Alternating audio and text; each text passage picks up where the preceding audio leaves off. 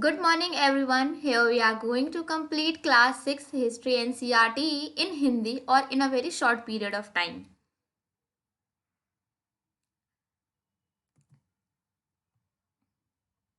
This is chapter 1, what, where, how and when. Let's read the chapter. Finding out what happened. If you want to find out कि कल क्या हुआ, last year क्या हुआ, what will you do? You could listen the radio, watch television, read a newspaper or ask somebody who remembers. आप radio सुन लेंगे या television पे पता कर लेंगे या न्यूज़पेपर रीड कर सकते हैं. But what about long long years ago? अगर आपको मिलियन ईयर्स अगो के बारे में पता करना है, what will you do? Only the history will provide you knowledge about these. Let us see how it can be done.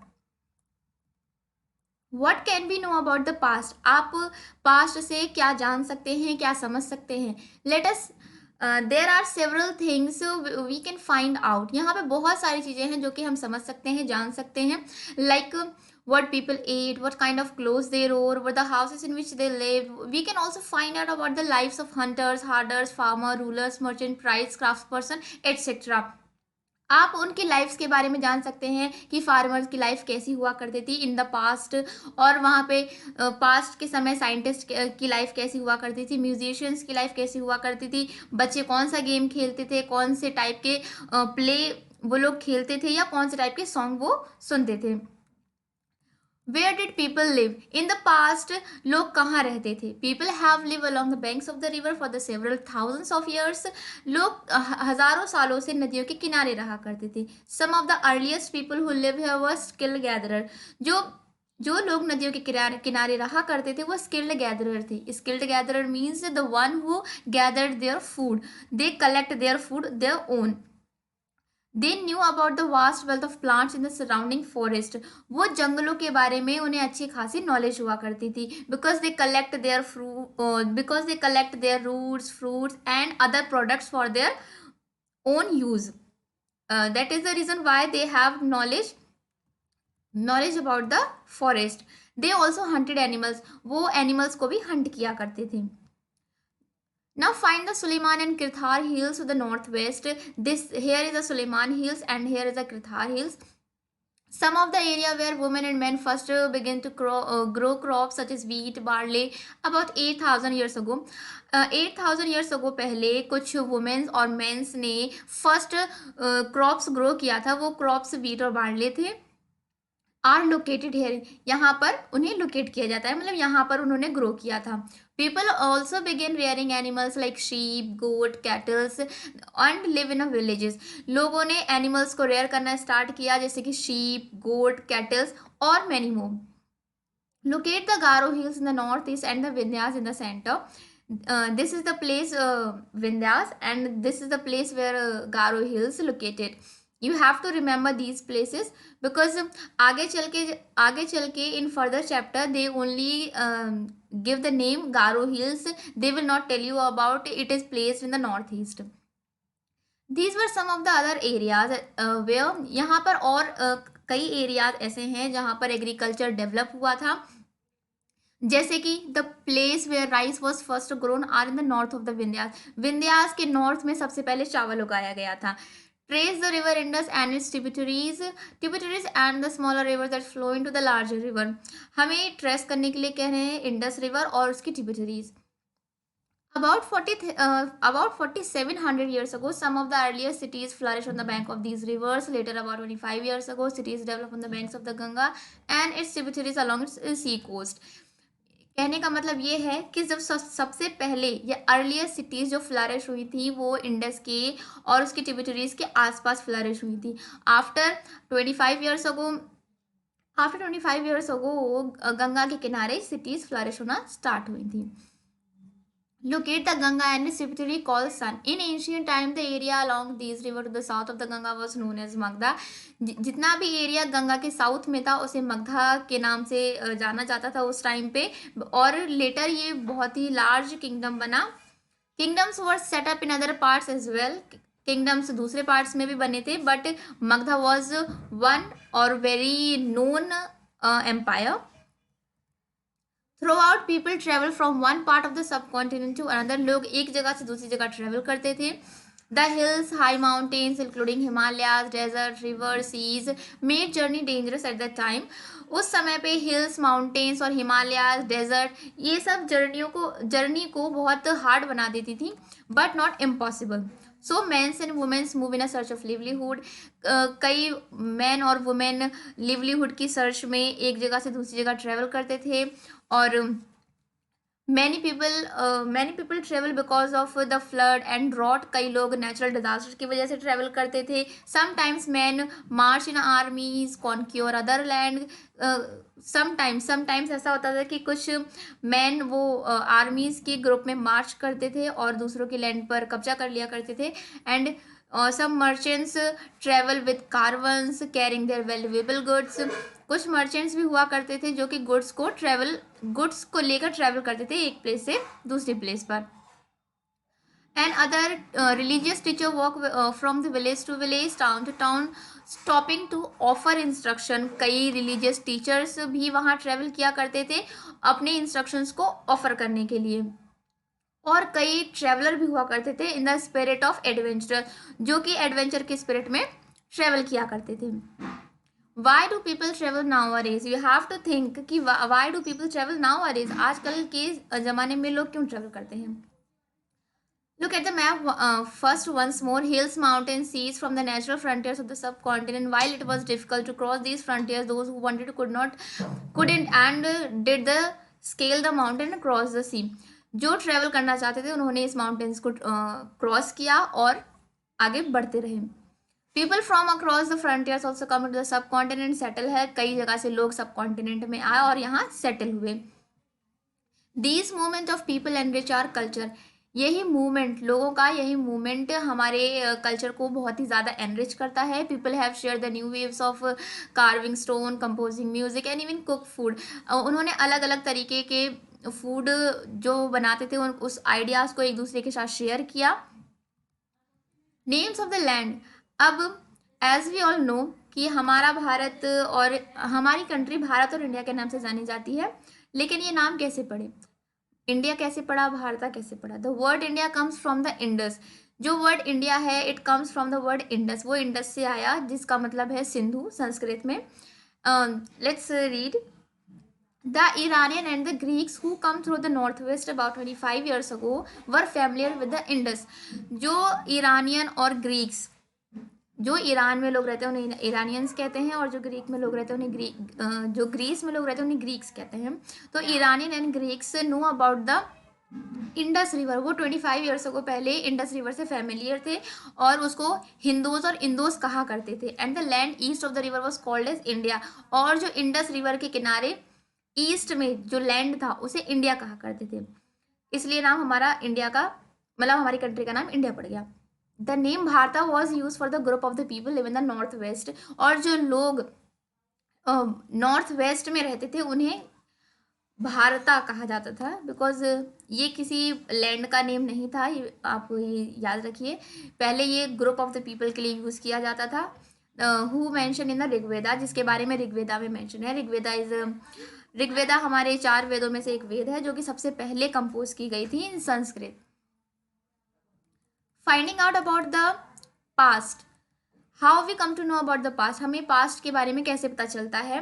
There are several ways to finding about the past. One is the search for and read books were written long ago. एक तरीका ये है कि हम पुरानी books को पढ़ें जिससे कि हमें पता चले.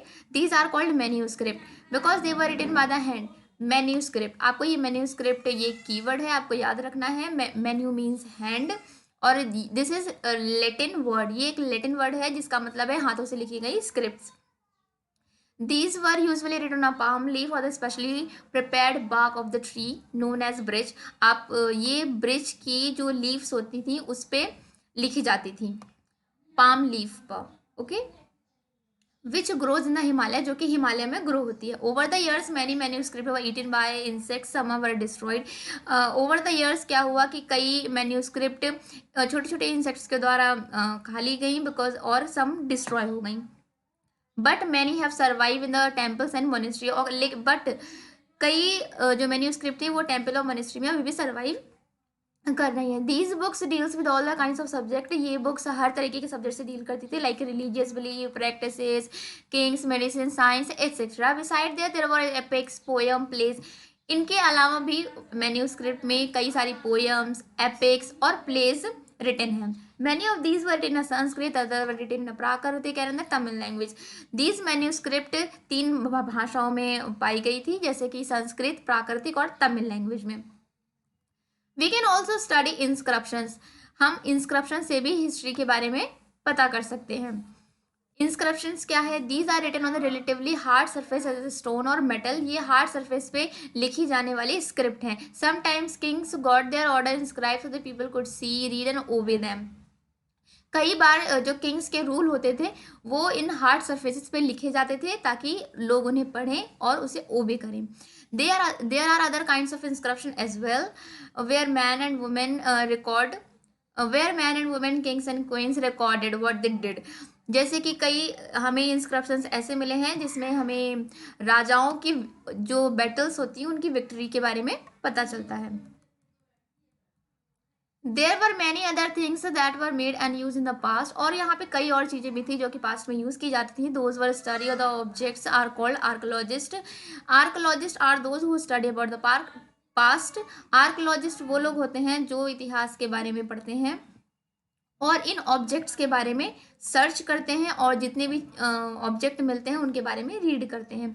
The study of remainings of buildings made of stone, bricks, painting, sculptures, जैसे कि पत्थरों के बारे में, ब्रिक्स के बारे में, और जो पेंटिंग्स या मूर्तियों के बारे में जो स्टडी करते हैं उन्हें हम आर्कोलॉजिस्ट कहते हैं। They also explore and excavate, वो उन चीज़ों के बारे में एक्सप्लोर भी करते हैं और एक्सकेवेट भी करते हैं। Excavate means dig under the surface of the earth, ज़मीन के नीचे पाए जाने वाले जितने भी सोर्सेज या एविडेंसेस मिलते हैं उनके बारे में भी वो स्टडी करते हैं, जैसे कि tools, weapons, pots, pans, ornaments and coins. Some of these objects may be made of stones, other of bones, baked clay और मेटल।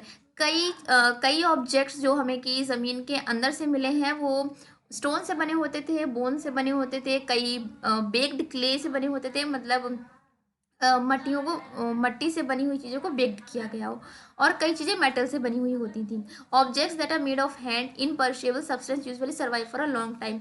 इम्पर्शिएबल सब्सटेंस काफ़ी लॉन्ग टाइम तक सर्वाइव करते हैं। This is a pot which is use in a 47 years ago। Archaeologist also wait a minute। Archaeologist also look for bones of animals, bird, fish. जो archaeologist होते हैं वो bones के बारे में भी स्टडी करते हैं, जैसे कि एनिमल्स के बोन्स, बर्ड्स के बोन, फिश के bone, to find out what people ate in the past, ये जानने के लिए कि लोग उस समय क्या खाते थे। Plants remain survive for a more rarely, plants ज़्यादा समय तक सर्वाइव कर जाते हैं। If the seeds of the grain or the piece of the wood have been burn, अगर उनके सीड्स को बर्न किया गया हो तो। Historians that is a scholar who study the past. Historians कौन होते हैं? हिस्टोरियंस वो स्कॉलर्स होते हैं जो पास्ट के बारे में स्टडी करते हैं बाय द सोर्सेस, लाइक जैसे कि मैन्यूस्क्रिप्ट, इंस्क्रिप्शन, आर्कोलॉजिस्ट से मिले हुए सोर्सेस को जो स्कॉलर स्टडी करता है उसे हम हिस्टोरियंस कहते हैं। वन सोर्सेज आर फाउंड, एक बार सोर्सेज फाउंड हो गया, learning about the past become adventurous. एक बार कोई भी सोर्स या एविडेंस फाउंड हो गया तो उसके बारे में जानना बहुत ही एडवेंचरस हो जाता है, as we reconstructed bit by bit. So historians and archaeologist are like the detective. So historians और आर्कोलॉजिस्ट डिटेक्टिव की तरह होते हैं जो इन क्लूज को ऐड करते जाते हैं और हमें पास्ट के बारे में मालूम बताते जाते हैं। वन पास्ट और मैनी, क्या एक पास्ट होता है या और भी पास्ट होते हैं? एज वी नोटिस कि हमारा टाइटल है our past, here we use past word that is written in a plural. Plural in the sense एक पास्ट नहीं होता। फॉर एग्जाम्पल यहाँ पे एग्जाम्पल गिवन है, the lives of herders and the farmers were different from those the kings and queen. जैसे कि life kings और queens की डिफरेंट होती थी फार्मर से। The lives of merchant were different from the craft person, merchants की life craft person के लोगों से डिफरेंट होती थी। As soon as it is true even today, आज भी यह चीज़ सत्य है, मतलब ट्रू है। People follow different practices and custom in a different part of the world or the country. For example, today most people living in Andaman Island get their own food by fishing, hunting, collecting forest product. जैसे कि अभी का example ले लेते हैं हम, कुछ लोग अंडमान और निकोबार आइलैंड में रहते हैं, तो वो अपना फूड कैसे कलेक्ट करेंगे, वो अपना फूड बाय फिशिंग, हंटिंग और फॉरेस्ट प्रोडक्ट को कलेक्ट करके अपना फूड अपना अपना मतलब फूड कलेक्ट करेंगे। और जो लोग सिटीज़ में रहते हैं वो डायरेक्ट डिपेंड रहते हैं सप्लाई ऑफ फूड पे। यही डिफरेंस है। Beside there is another kind of difference. इसके अलावा भी कई तरीके के डिफरेंसेस होते थे, जैसे कि kings and queens kept their record for the victories. जैसे कि किंग और क्वीन अपने जितनी भी बैटल्स वो जीते थे उसका रिकॉर्ड रखते थे। जनरली ऑर्डिनरी पीपल ऐसी चीज़ों का रिकॉर्ड नहीं रखते थे, जैसे कि फार्मर हुए, हार्डर्स हुए, वो रिकॉर्ड नहीं रखते थे। While archaeologist help us to find out about their lives. उसके बावजूद भी आर्कोलॉजिस्ट कई चीज़ें सर्च करते हैं, कई एविडेंसेस फाइंड करते हैं उनकी लाइफ को और जानने के लिए। There is a much that remain unknown. फिर भी अभी बहुत सारी चीज़ें ऐसी हैं जो अभी अननोन हैं। What do you dates means, what do dates means, dates का मीन्स मतलब क्या है। If somebody ask you the dates, you will probably mention the day, month and the year 2000 and the something। अगर कोई आपसे day पूछता है तो आप प्रोबेबली कुछ ना कुछ मेंशन करते हैं कि आज ये डे है, ये वाला मंथ है और ये वाला ईयर है। This year accounted for the date generally assign to the birth of the Jesus. आप दीज ईयर्स, जो ये साल हैं जो हम बताते हैं कि हम 2000 में है, 21st सेंचुरी चल रही है या 22 सेंचुरी चल रही है, कोई सी भी सेंचुरी चल रही है, these years are counted from the date generally assign to the birth of Jesus Christ. Means ये है कि जीसस क्राइस्ट के बर्थ को एज अ 0 ईयर कंसिडर किया गया है to understand the time line better और to dates better. Okay, so 2000 means 2000 after the birth of Jesus Christ. 2000 का मतलब है जीसस क्राइस्ट के जन्म के 2000 साल बाद। All dates before the birth of the Christ are counted backward and usually have the letter BC। BC जितनी भी चीज़ें before the birth of Christ के उसमें लिखी गई हैं उसको कैसे एक्सप्लेन करूँ। डोंट वरी गाइस, मैं इसके लिए अलग से एक वीडियो बना दूंगी जिसमें कि और डेट्स अच्छे से मैं मेंशन करके बता दूंगी आपको। Thank you. If you like this video, do like and subscribe my channel.